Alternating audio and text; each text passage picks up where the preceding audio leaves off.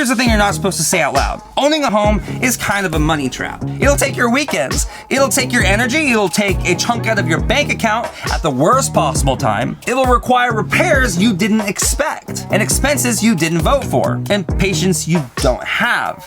And that's exactly why it works. If owning a home were a perfect investment, if it were smooth, predictable, and effortless, well, Wall Street would own significantly more houses than they do now. They'd have bought a lot more already. And ironically enough, the imperfection protects us.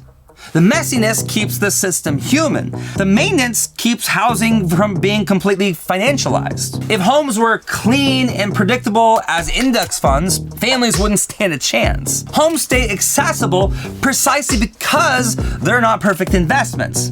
Buying a home forces you to stay somewhere long enough to matter. Long enough to invest in a community, long enough to build friendships that outlast news cycles, long enough to become a stakeholder instead of a spectator. When you own a home, you fight for your street. You care about the schools. You care about the parks. You plant trees. You hopefully occasionally wave at your neighbors. You shovel the sidewalks. You learn your barista's name. You do work that builds the neighborhood. Now, renters can do that too, of course, but owners do it more consistently because permanence changes behavior. You have more skin in the game. Permanence is a form of wealth. Stability is a form of wealth. Belonging is a form of wealth. Community is a form of wealth. None of that shows up on ROI. And yet, those are the things that make a life like yours. What if the very pursuit of ROI, applied everywhere to everything, has created the world that we're now desperate to escape? And what if the reason the neighborhood feels hollow and homes feel unattainable is because we kept on optimizing and optimizing until there was nothing left to optimize but each other?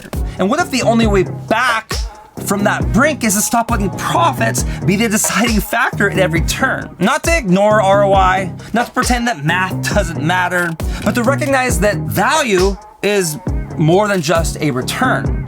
That the home is more than a financial asset, that the neighborhood is more than a cap rate, that a life can be rich when an investment isn't.